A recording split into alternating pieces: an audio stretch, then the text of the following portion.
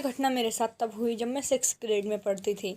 मैं अपने स्कूल से अपनी मॉम के साथ घर आ रही थी मेट्रो में बैठकर, और तभी एक आदमी मुझे सामने दिखा। वो मेरी तरफ घूरे जा रहा था। मैं थोड़ा डर रही थी।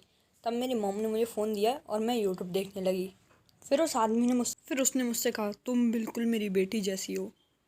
मैं सबसे पहले उसकी तरफ देखने लगी, फिर स्माइल कर दी कि हाँ, ये थोड़े से सही आदमी लगते हैं। मेरी मॉम ने भी कहा थैंक यू। फिर उसने कहा, मेरी बेटी भी तुम्हारी जैसी ही क्यूट है। वैसे इस टाइम पे बच्चों को बहुत ज़्यादा भूख लगती है, क्या तुम ये ब्रेड्स खाना चाहोगी? फिर उसने हमारी तरफ ब्रेड की पैकेट की और कहा, ये बहुत ही टेस्टी ब्रेड हैं, खा लो इन्हें।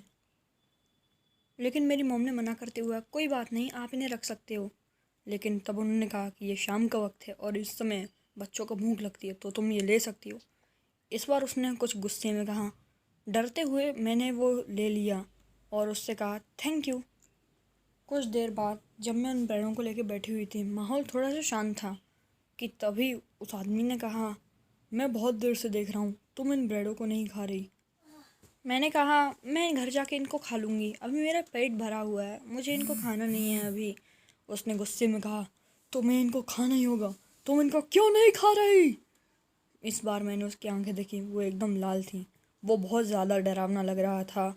मैं बहुत डर चुकी थी, मेरे पसीने छूट रहे थे। डरते हुए मैंने उससे पूछा कि आप मुझे ये क्यों दे रहे हो, आप अपनी बेटी को क्यों नहीं देते ये? उसने कहा, मैं अपनी बेटी को नहीं देख सकता, वैसे तुम इसको खा क्यों नहीं रही, खाओ इसको। मेरी मॉम बहुत डर गई। उन्होंने मुझे अपनी तरफ किया और फिर हम दोनों लोग भागने लगे वहाँ से। हम इतना ज़्यादा डर गए थे कि कुछ कर भी नहीं सकते, लेकिन हम जा रहे थे तब भी वो हमें देख रहा था। हम उतरने के लिए तैयार हो गए, लेकिन तभी वो हमारी तरफ बढ़ा।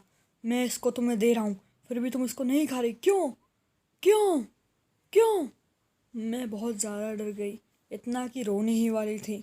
लेकिन किस्मत से तभी हमारी ट्रेन अपने स्टेशन पहुंच गई और स्टेशन पहुंचते ही हम लोग वहां से भाग गए। हम बहुत तेज़ भागे। उसके बाद जब हम अपने घर के रास्ते पर चल रहे थे, मैंने सोचा कि क्यों ना इनको खाया जाए। लेकिन फिर मुझे याद आया कि वो हम पे कितना प्रेशर डाल रहा था खाने के लिए, तो मैंने उनको वहीं फेंक दिया। और फिर मुझे पता चला कि उनको खाना मेरी ज़िंदगी की सबसे बड़ी गलती होती।